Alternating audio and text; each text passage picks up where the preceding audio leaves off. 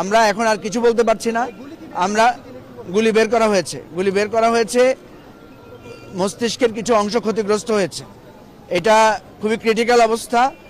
আমরা ডাক্তারদের সাথে কথা বলেছি, ডাক্তাররা সেখানে সর্বোচ্চ চেষ্টা করছেন, আপ্রাণ চেষ্টা করছেন, এবং আমরা আবারও বলছি দেশবাসীর কাছে আমরা দোয়া।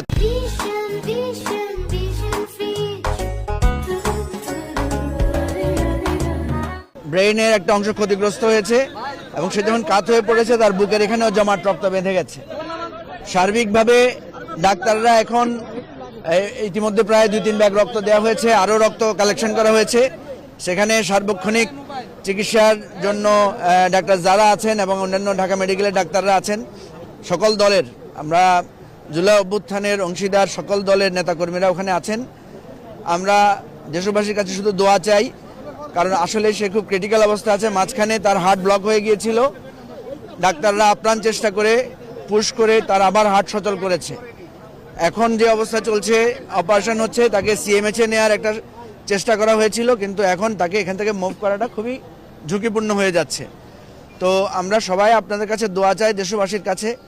এই ধরনের নৃশংসতা, এই ধরনের টার্গেট কিলিং বহুদিন পরে বাংলাদেশে এটা আবার ফিরে এসেছে, এবং এটা কারা ফিরিয়ে আনতে চায়, কারা এই ধরনের হত্যাকাণ্ডের উস্কানি দিচ্ছে বিভিন্নভাবে, এটা অত্যন্ত দুঃখজনক এবং বেদনাদায়ক।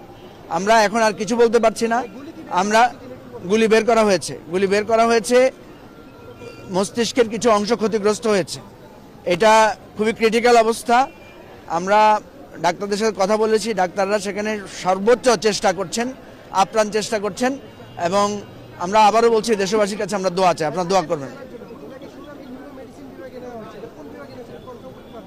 এখানে এখন ওটিতে আছেন তো সব, যতগুলো মানে এয়ার রিলেটেড ট্রিটমেন্টের জন্য যতগুলো সাবজেক্ট রিলেটেড, যতগুলো নিউরো, তারপরে আপনার মস্তিষ্কের আরও অন্যান্য যে অপারেশনের জন্য সব ডাক্তাররা সেখানে আছেন।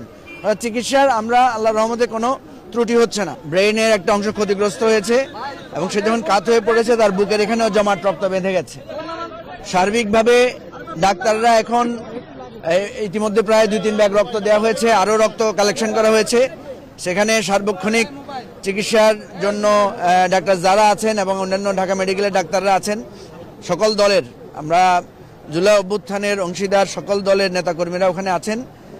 আমরা দেশবাসীর কাছে শুধু দোয়া চাই, কারণ আসলে সে খুব ক্রিটিক্যাল অবস্থা আছে। মাঝখানে তার হার্ট ব্লক হয়ে গিয়েছিল, ডাক্তাররা আপ্রাণ চেষ্টা করে পুশ করে তার আবার হার্ট সচল করেছে।